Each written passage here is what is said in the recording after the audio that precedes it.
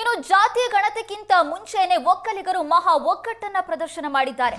ನಿರ್ಮಲಾನಂದ ಶ್ರೀ ನೇತೃತ್ವದಲ್ಲಿ ಇವತ್ತು ಸಭೆ ನಡೆದಿತ್ತು. ಆ ಒಕ್ಕಲಿಗ ಸಭೆ ಅಂತ್ಯವಾಗಿದ್ದು ಹಲವು ನಿರ್ಣಯಗಳನ್ನು ಕೈಗೊಳ್ಳಲಾಗಿದೆ. ಒಕ್ಕಲಿಗ ನಾಯಕರು ಮಹಾ ಒಗ್ಗಟ್ಟು ಪ್ರದರ್ಶನ ಮಾಡಿ ಹಲವಾರು ನಿರ್ಣಯಗಳನ್ನು ಕೈಗೊಂಡಿದ್ದಾರೆ. ಜಾತಿ ಗಣತಿ ಸಮೀಕ್ಷೆ ಅವಧಿಯನ್ನ ಮುಂದೂಡೋದಕ್ಕೆ ಒತ್ತಾಯ ಮಾಡಲಾಯಿತು. ಸಭೆಯಲ್ಲಿ 15 ದಿನದಲ್ಲಿ ಜಾತಿ ಗಣತಿ ಸಮೀಕ್ಷೆ ಮಾಡೋದಕ್ಕೆ ಆಗುವುದಿಲ್ಲ. ಜಾತಿ ಗಣತಿ ಮಾಡೋದಕ್ಕೆ ಬಹಳಷ್ಟು ಸಮಯ ಬೇಕಾಗುತ್ತೆ. ಹಾಗಾಗಿ ಕನಿಷ್ಠ 60 ದಿನನಾದರೂ ವಿಸ್ತರಣೆ ಮಾಡಬೇಕು. ತರಾತುರಿಯಲ್ಲಿ ಆಯೋಗದಿಂದ ಸಮೀಕ್ಷೆ ಕೆಲಸ ಆಗ್ತಾ ಇದೆ. ಕೇವಲ 15 ದಿನಗಳಲ್ಲಿ ಸಮೀಕ್ಷೆ ಮಾಡೋದಕ್ಕೆ ಹೇಗೆ ಸಾಧ್ಯ? ಸರ್ಕಾರ ಮಧ್ಯಪ್ರವೇಶ ಮಾಡಿ ಆಯೋಗಕ್ಕೆ ಹೇಳಬೇಕು ಅಂತ ಸಭೆಯಲ್ಲಿ ಒತ್ತಾಯ ಕೇಳಿಬಂತು.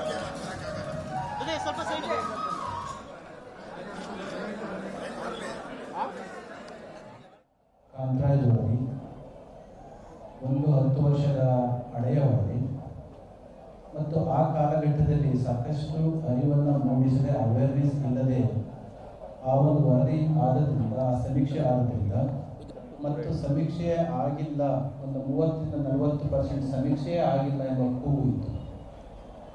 ಇದನ್ನು 3-4 ವರ್ಷಗಳ ಕಾಲ ಸಾಕಷ್ಟು ಸೂಕ್ಷ್ಮವಾಗಿ, ಪ್ರಜ್ಞಾಪೂರ್ವಕವಾಗಿ ಪರಿಶೀಲಿಸಲಾಗಿ ಒಂದು ವಿವೇಕಯುತವಾಗಿರ್ತಕ್ಕಂಥ ನಿರ್ಧಾರಕ್ಕೆ ನಮ್ಮ ಘನ ಸರ್ಕಾರ ಬಂದು ಜನರ ಭಾವನೆಗಳಿಗೋಸ್ಕರನೇ ಸರ್ಕಾರ ಇರ್ತಕ್ಕಂಥದ್ದು, ನಾಡು ಇರ್ತಕ್ಕಂಥದ್ದು.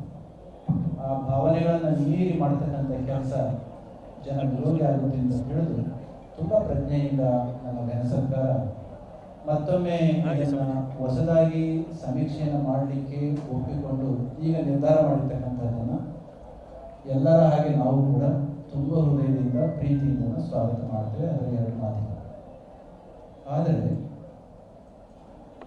ಸ್ವಾಮಿಯವರು ಈಗಾಗಲೇ ಹೇಳಿದಾಗೆ ನಮ್ಮ ದೇಶದಲ್ಲಿ, ನಮ್ಮ ಪರ್ಟಿಕ್ಯುಲರ್ ಈ ನಾಡಿನಲ್ಲಿ ಏನು 15 ದಿನಗಳ ಕಾಲ ಸಮೀಕ್ಷೆ ಮಾಡಲಿಕ್ಕೆ ಹೊರಟಿಲ್ವಲ್ಲ, ಈ 15 ದಿನಗಳ ಕಾಲ ಅದರಲ್ಲಿ ಬಹುಮುಖ್ಯವಾಗಿ 9 ದಿನಗಳು ನವರಾತ್ರಿಯಂದೇ ಪ್ರಸಿದ್ಧಿಯಾಗಿ ತಾಯಂದಿರಾದಿಯಾಗಿ ಎಲ್ಲರೂ ಕೂಡ ನವರಾತ್ರಿಯ ವ್ರತಗಳಲ್ಲಿ, ಪೂಜೆಗಳಲ್ಲಿ ಮುಳುಗಿರ್ತಕ್ಕಂಥ ದಿನ. ಈ ಭಾಗವೆಷ್ಟು ಕರ್ನಾಟಕದ ಇನ್ನುಳಿದ ಭಾಗದಲ್ಲಿ ಕೂಡ ದೇವಿ ಪುರಾಣವನ್ನು ಎಷ್ಟರ ಮಟ್ಟಿಗೆ ನಮ್ಮೆಲ್ಲರದ್ದು ಒಂದು ಅಭಿಪ್ರಾಯ ಇತ್ತು. ಕಾಂತರಾಜ್ ವರದಿ, ಅವರ ಆಯೋಗದ ವರದಿ ಅನುಷ್ಠಾನಕ್ಕೆ ಬಂದರೆ ಬಹಳಷ್ಟು ಗೊಂದಲಗಳಾಗ್ತವೆ.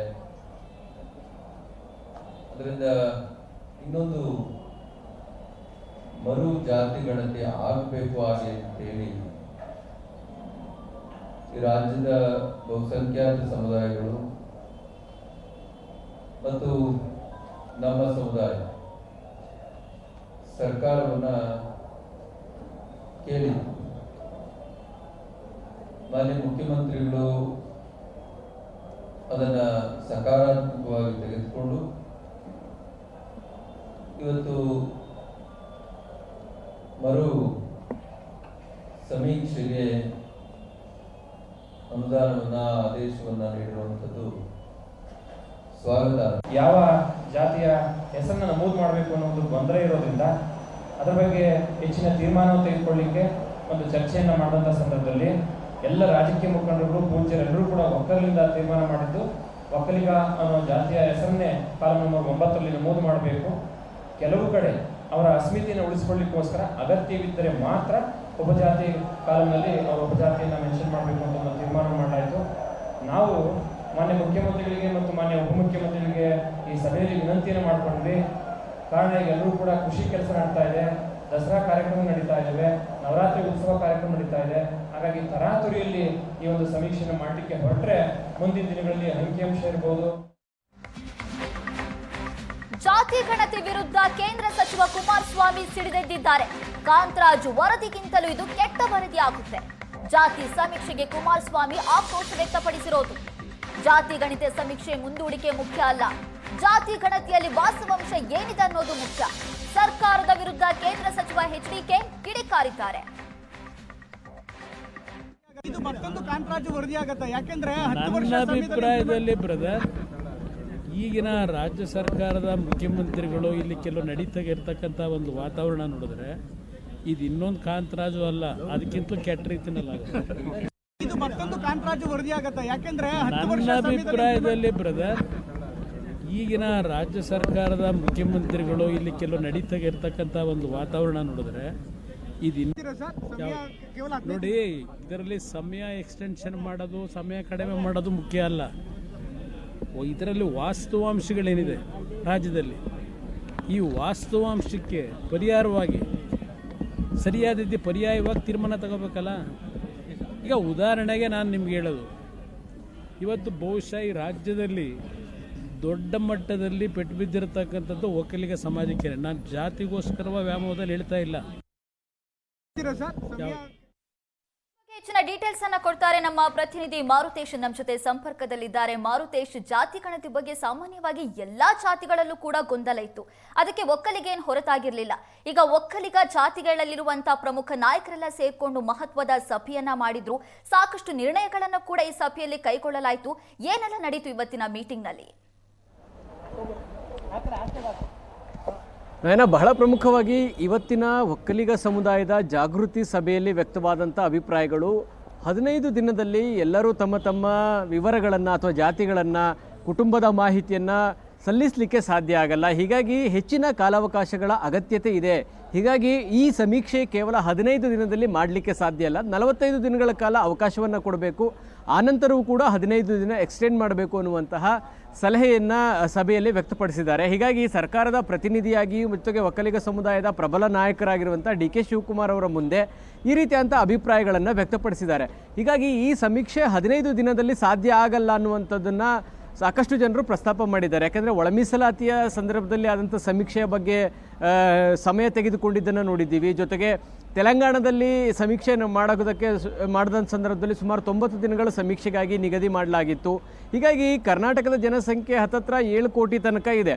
ಸೊ ಈ ಒಟ್ಟಾರೆ ಎಲ್ಲರ ಜನಸಂಖ್ಯೆಯ ಗಣತಿ ಆಗಬೇಕು ಅಂತಂದರೆ ನಿಶ್ಚಿತವಾಗಿಯೂ ಸಮಯ ಹೆಚ್ಚಿನ ಅವಕಾಶ ಬೇಕು. ಹಾಗಾಗಿ 15 ದಿನದಲ್ಲಿ ನಾವು ತರಾತುರಿಯಲ್ಲಿ ಮಾಡ್ತೀವಿ ಅಂತ ಹೇಳಿದರೆ ಆಗಲ್ಲ. ಜೊತೆಗೆ ಇದು ಹಬ್ಬದ ಸಮಯ ಆಗಿದೆ, ನವರಾತ್ರಿಯ ಸಂದರ್ಭ, ಎಲ್ಲರೂ ಹಬ್ಬ ಹರಿದಿನಗಳಲ್ಲಿ ಬ್ಯುಸಿ ಇರ್ತಾರೆ, ಬೇರೆ ಬೇರೆ ಊರುಗಳಿಗೆ ಹೋಗಿರ್ತಾರೆ. ಅದು ಒಂದು ಕಡೆ. ಇನ್ನೊಂದು ಕಡೆ ವೆಕೇಷನ್ ಅನ್ನುವ ಕಾರಣಕ್ಕಾಗಿಯೂ ಬೇರೆ ಬೇರೆ ಕಡೆಗೆ ರಜೆಯ ಕಾರಣಕ್ಕಾಗಿ ಹೋಗಿರ್ತಾರೆ. ಹೀಗಾಗಿ ಎಲ್ಲರೂ ಸಮೀಕ್ಷೆಯಲ್ಲಿ ಪಾಲ್ಗೊಳ್ಳೋದಕ್ಕೆ ಸಾಧ್ಯ ಆಗಲ್ಲ. ಸೊ ಹೀಗಾಗಿ ಸಮಯವನ್ನು ಎಕ್ಸ್ಟೆಂಡ್ ಮಾಡಬೇಕು. ಮತ್ತು ಇಷ್ಟು ತರಾತುರಿಯಲ್ಲಿ ಏಕೆ ಈ ತೀರ್ಮಾನಗಳನ್ನು ತೆಗೆದುಕೊಳ್ತಾ ಇದ್ದಾರೆ ಅನ್ನುವಂಥ ಅಭಿಪ್ರಾಯವನ್ನು ವ್ಯಕ್ತಪಡಿಸಿದ್ದಾರೆ. ಇದು ಒಂದು ಕಡೆ. ಇನ್ನೊಂದು ಕಡೆ ತಮ್ಮ ಸಮುದಾಯಗಳಿಗೆ ಜಾಗೃತಿ ಮೂಡಿಸುವ ಸಲುವಾಗಿಯೂ ಕೂಡ ಕೆಲವು ಸಲಹೆ ಸೂಚನೆಗಳನ್ನು ಕೊಡಲಾಗಿದೆ.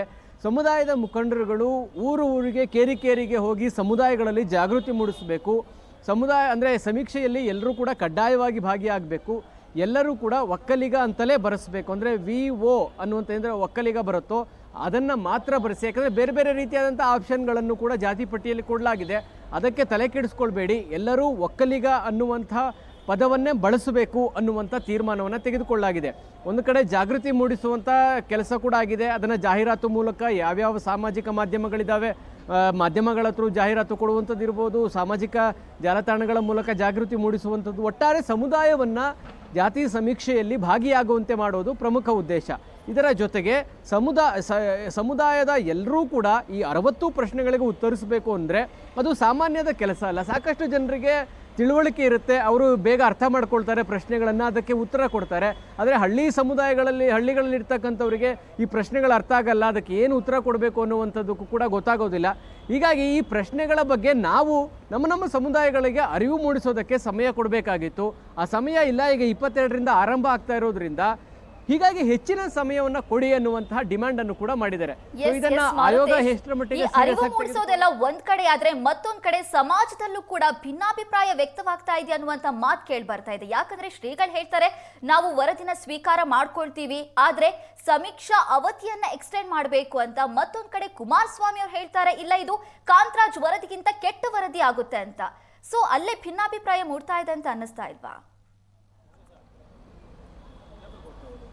ಅಲ್ಲ, ನಿಶ್ಚಿತವಾಗಿಯೂ ಈ ಸಮೀಕ್ಷೆಯ ಬಗ್ಗೆ ಭಿನ್ನ ಅಭಿಪ್ರಾಯಗಳಿದ್ದಾವೆ. ಅಂದರೆ ಜಾತಿ ಗಣತಿಯ ವಿರೋಧಿಗರು ಒಕ್ಕಲಿಗರು ಅಲ್ಲ ಅನ್ನುವಂಥದ್ದನ್ನು ಡಿ.ಕೆ. ಶಿವಕುಮಾರ್ ಅವರು ಕೂಡ ಸಭೆಯಲ್ಲಿ ಪ್ರಸ್ತಾಪ ಮಾಡಿದರು, ಸ್ವಾಮೀಜಿಗಳು ಕೂಡ ಪ್ರಸ್ತಾಪ ಮಾಡಿದ್ದಾರೆ. ಯಾಕಂದರೆ ಈ ಸಭೆ ಜಾತಿ ಗಣತಿಯ ವಿರುದ್ಧ ಅನ್ನುವ ರೀತಿಯಾದಂತಹ ಸಂದೇಶಗಳು ರವಾನೆ ಆಗಬಾರ್ದು. ಯಾಕಂದರೆ ಜಾತಿ ಗಣತಿ ಇವತ್ತಲ್ಲ ನಾಳೆ ಆಗಲೇಬೇಕು. ಆ ಒಂದು ಜಾತಿ ಗಣತಿಯನ್ನು ನಾವು ಒಪ್ಕೊಳ್ತೀವಿ.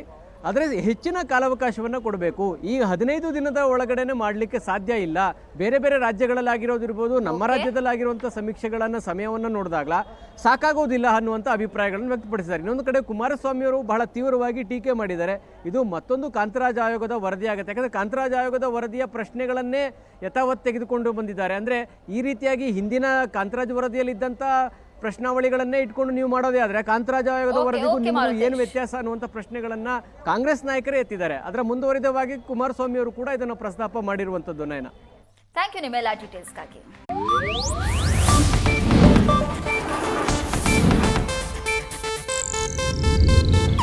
ಇದು ಏಷ್ಯಾನೆಟ್ ನ್ಯೂಸ್ ನೆಟ್ವರ್ಕ್ ಪ್ರಸ್ತುತಿ.